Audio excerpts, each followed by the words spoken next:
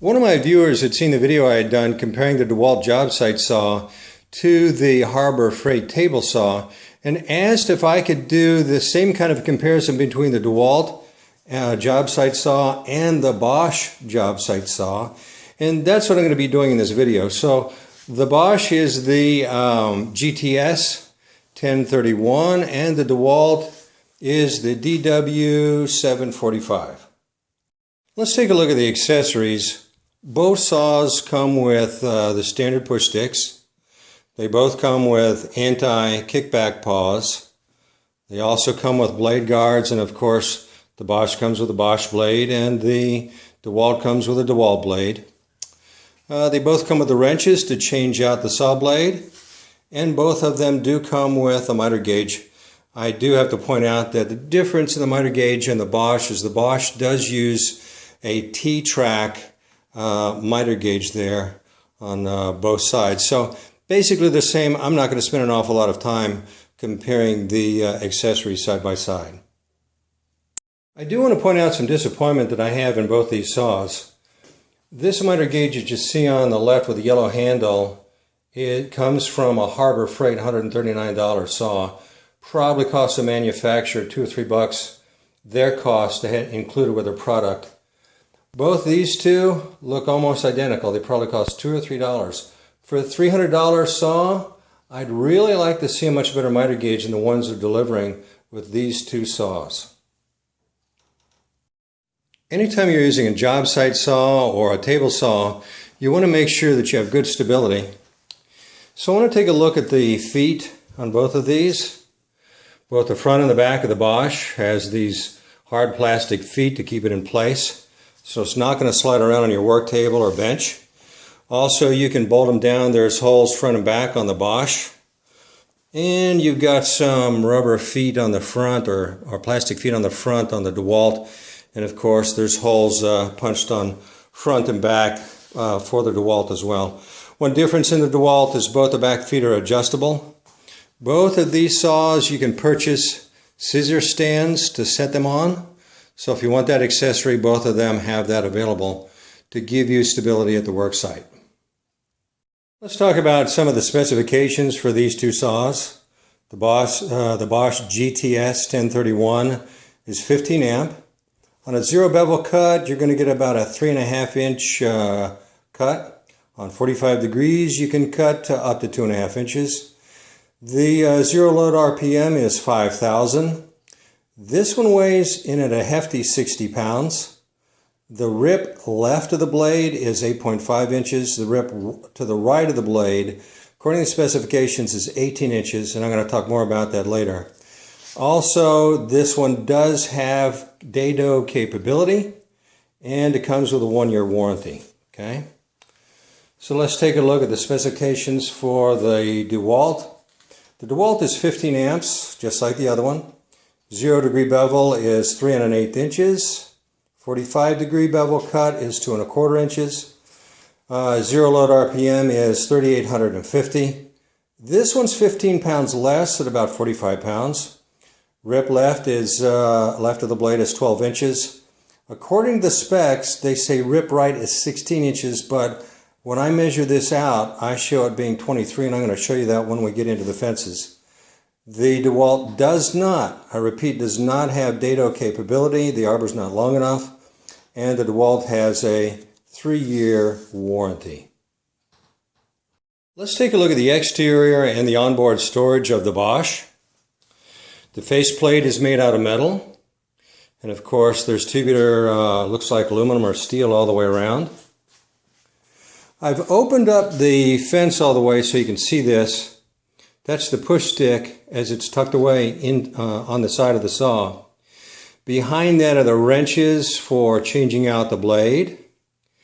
And then you can see the blade guard right there. Below it, that's inside the frame. So much of the onboard storage for the Bosch is inside the frame, just like you see here. I'm going to come around to this side and let you see it as well. So you can see the guard right there. You can also see the anti-kickback paws. And of course, you've got inside the frame again, onboard storage of the miter gauge. If you're going to be using this, if you select this saw, these clips are not really strong. I would recommend getting some kind of maybe a zip tie or some kind of twist tie to hold that in place. Cord management is basically the same on both of these saws. And of course you've got a good shot of the tubular framing that goes all the way around. So that's the exterior and the onboard storage of the Bosch. Let's take a look at the exterior and the onboard storage of the DeWalt. The yellow housing that you see here is made out of lightweight plastic. And of course there's tubular metal all the way around to keep its shape. On the right hand side is storage for your saw blade cover or protection, as well as the wrenches to change out your saw blade. The anti-kickback paws are stored in that slot. And then you do have a push stick stored up here on the right hand side of the fence. There's no storage inside of the frame, but on the left hand side of the saw is your cord management, very, very similar to what you found on the Bosch. The DeWalt and the Bosch treat their table inserts just a little bit differently. Let's take a look at the Bosch first. As you can see, this one on the Bosch just clips in and out. And of course it's wide enough for a dado stack. Looks like you could probably get a 1/2 inch in there. And then the arbor is wide enough for a dado stack. There are 4 set screws, 2 in the front and 2 in the back. So if you wanted to level that out, you could do so. So you can adjust the table insert. On the DeWalt, the table insert adjustments are by these screws, both front and back. So you've got 2 in the front and 2 in the back. And then by turning this knob, that's how you lift the insert out. Of course, as I mentioned earlier on, this does not take a dado stack. So there is a little bit of difference in this area of both these saws. While I have the table inserts off, let's look down inside each of these 2 saws. This happens to be the Bosch. For adjusting the riving knife, there's a little lever down there. I'll see if I can zoom in there for you. That's the lever that allows you to adjust the riving knife or to take it out. I found it to be a little bit stiff in operating it. Also, I'm going to see if I can get a decent shot of this. This is the dust control cowling. It's all made of plastic. There's some slots in here which I imagine if you're putting pulling a vacuum on the back of this, it's going to allow additional air come in and maybe have good dust control. But what I noticed is when I pushed on it, see if you can see that. It's right over here. You can see that coming through.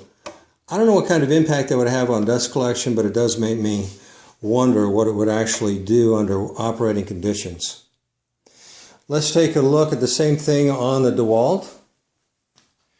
On the DeWalt, there's a small knob here. I found it to be a little bit more comfortable in operating it for adjusting the riving knife. And the cowling around the blade of the DeWalt is all sheet metal, and I'm going to show that to you when I flip these saws over. I'll show both of them to you. But it's sheet metal all the way around, and I'm not seeing any kind of ventilation or anything like that, any gaps like we saw in the other. So that's how to adjust a riving knife and what the dust control looks like from the top. Let's take a look at the fence on the Bosch. First of all, it's single lever for moving it. So all you have to do is pull this up, put it into the position that you want, measure the distance to the blade, and then lock it back in place. You do have this little scale indicator right here that's probably adjustable by about 3/8 of an inch, because you can move this mechanism right here, which I'll show you in a moment. But if I want to extend this all the way out to the right to take advantage of the full 18 inches of the rip capacity, I want to bring this out and lock it down flush with this side. And then there's a red lever here. I'm going to pull this up. What that does is it frees up this mechanism to slide all the way out to the right hand side. So you do have the ability to adjust this view window here on the scale and the ability to adjust this. I find this a little bit stiff, but that's okay. It keeps it from moving. Once you get it in place, then you go ahead and lock it down. This has a set screw stop underneath here that keeps it from going any further. So right now, in terms of overlap to this track right here, it's just about half. Could you move that set screw out and bring this out a little bit further? Yes, but I don't know what that's going to do to your warranty. Plus, the other thing you got to remember is this track right here and the track on the back side are both plastic. I don't know that I'd want to take that set screw and move it back and put too much force on here, especially if you've got some heavier stock that you're putting on here. This is pretty solid. Once it's locked down, I'm not seeing any wobbling compared to the rest of the table. So keep those things in mind when you look at the Bosch table saw. There's one convenience that's very nice for storage of your fence on board, and that is once you unhook it, once you turn up that lever, you can hook it back on the other side, bring it over here, pop this lever up, and then push it back into place. So now your fence is stored underneath the table and it's out of the road. Then you can lock this back down and then move your table to where you want it. So that's nice onboard storage for your table fence. Let's take a look at the fence on the DeWalt. So there's two ways to change the position of the fence. One is to undo these latches and lift it up and put it into place. Get your location, your distance from the blade, and then latch it back in place. Or if you already have it out here, I've got it splashed out all the way to the end. I can unlock this lever here, and then using the rack and pinion mechanism, I can go back and forth just like you see here. Also, if you have set places either on the right of the blade, right to the blade, or on the left-hand side of the blade, and I'll rack this out here so you see it, you can put these set screws both in the front and the back, and then drop this right over the set screw, and you're going to have the same setting every time. Also, you'll notice on this view window for this scale, these are adjustable right here, so you can adjust this according to how you've adjusted your fence. Okay? So all I have to do is unlock this mechanism here. Using the rack and pinion, I can roll this all the way out. And what I have is just about 23 inches from the blade to the fence. That's an awfully good ripping capacity. Another thing I want to point out while I have this exposed, this track is metal. There's a little plastic sleeve that goes over top of it to make it slide easily. So that's why you're going to see on this mechanism here as opposed to the other, you have a lot less overhang on this or overlap. The other one is probably back at about halfway. On this one it can go a lot further because it's metal. Okay. So this tooth down here stops this from going any further. And this gives you a 23-inch rip capacity with this fence. Let's take a look under the hood of both these two job site saws, and let's go with the Bosch first. One thing you'll notice is the metal tubing that goes all the way around this. Instead of a single tubing member, there's actually two, plus this additional metal here, and then this right here for protection.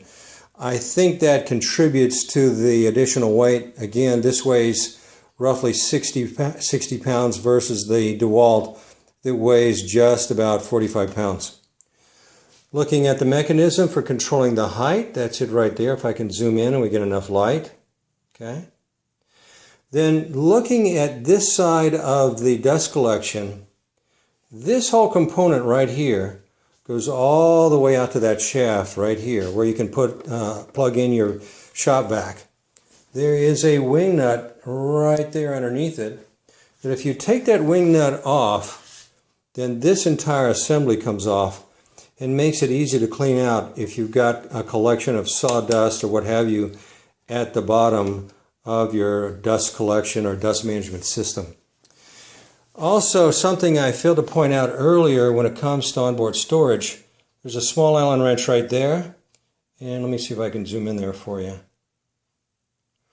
There's a small Allen wrench and a little bit bigger one, so anything you need to do Allen wrench wise on this table saw or this job site saw, you should be able to take care of.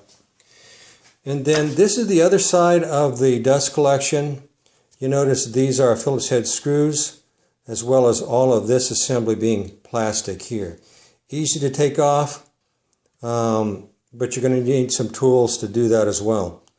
So again, we got some onboard storage. Let's see, there's your miter gauge right there, your push stick and your wrenches right there, as well as your blade guard right there. So that's under the hood of the Bosch. Now let's take a look under the hood of the DeWalt. The first thing I want to point out is the rack and pinion mechanism for controlling the fence back and forth. And there's the stop on one side, and there's the hard stop on the other. This shaft that's connected to that knob goes all the way over to the other side and controls the same mechanism on the other side. So that is your rack and pinion control of the fence. On the DeWalt, this entire cowling is made out of sheet metal. If you do want to clean it out, there's 4 wing nuts, 1, 2, 3, 4 wing nuts that you have to take off to gain access to it. So you might say that the Bosch is a little bit easier if you have a collection of dust in this portion of the dust collection mechanism. Okay? Let's come around this side again and take a look at, this is the mechanism that controls the height of the saw. So you can see that pretty clearly. And then you'll also notice instead of double tubing, there's only single tubing all the way around on this saw. That probably contributes to its being 15 pounds lighter than the Bosch. And again, these are the adjustable feet on the back. The front feet are not adjustable as far as I can tell. So that's under the hood of the DeWalt. Storage is another consideration for both of these saws. Looking at their dimensions, are roughly the same in size. You can either store them as you see here, but the only way to store them on any edge is either on the right-hand side or on the left-hand side. If you store them on the front or back, you're going to end up damaging these tracks that are used for your saw fence. So both of them can be stored on their left or right edge, but not the back or the front. If you're storing them either in the back of your truck or a van, or you're putting them somewhere in your garage, footprint is going to be about the same. Well, I hope I've given you some valuable insights into both of these job site saws. If I have, please press like and of course share with your friends. If you're not already a subscriber, I'd love to have you as a subscriber. And as always, good luck on your projects.